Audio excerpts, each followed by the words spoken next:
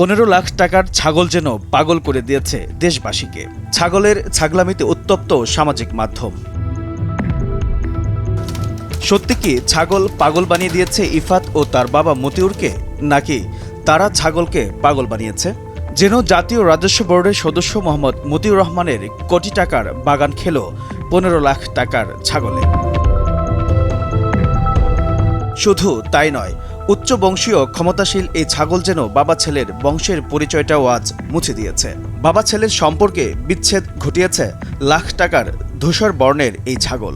যেন সম্পর্ক বদলে গেল একটি ছাগলে। বাংলাদেশের সবচেয়ে বড় খাসি, এটা কিনা আপনার কে ছাগল আর কে পাগল, এমন প্রশ্ন যখন ঘুরপাক খাচ্ছে মানুষের মনে, ঠিক তখন একে একে বেরিয়ে আসতে লাগলো ছাগল কাণ্ডের অনেক তথ্য। এই ঘটনায় তোলপাড় শুরু হলে মতিউরের প্রথম স্ত্রী লাইলা কানিজ লাকির সঙ্গে আলোচনা করে পারিবারিক ড্রামা সাজান মতিউর। মিডিয়ার সামনে দ্বিতীয় স্ত্রীর সন্তান মুশফিকুর রহমান ইফাতের সঙ্গে তার সম্পর্ক অস্বীকার করেন। এতে বাধে জট। বাবার অস্বীকৃতিতে পারিবারিক টানাপোড়েন চরমে ওঠে। সন্তান ইফাত রাগ অভিমানে চেষ্টা চালান আত্মহননের।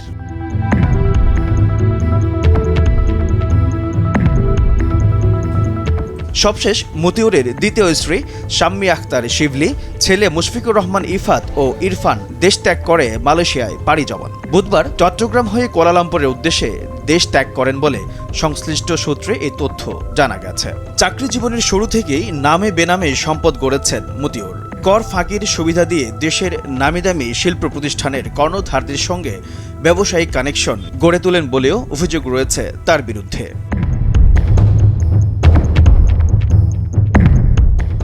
রাজস্ব আয় বাড়ানোর গুরু দায়িত্বে থাকা সরকারকে রাজস্ব বঞ্চিত করে গুছিয়েছেন নিজের আখের। স্ত্রী সন্তান ও আত্মীয় স্বজনদের নামে করেছেন কয়েক হাজার কোটি টাকার সম্পদ, কিনেছেন দামি গাড়ি বাড়ি। তিনি হাতে পড়েন 31 লাখ টাকার বেশি দামের রোলেক্স ঘড়ি।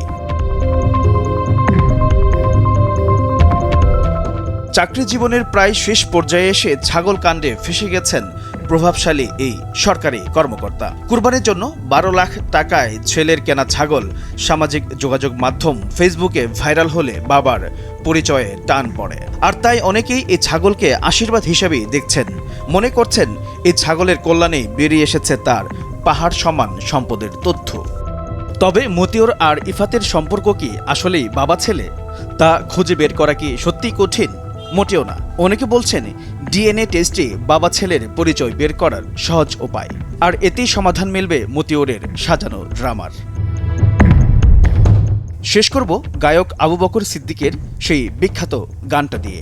মরি হায়রে হায়, দুঃখে আগুন জ্বলে, 1000 টাকার বাগান খাইল মাছ শিকার ছাগলে।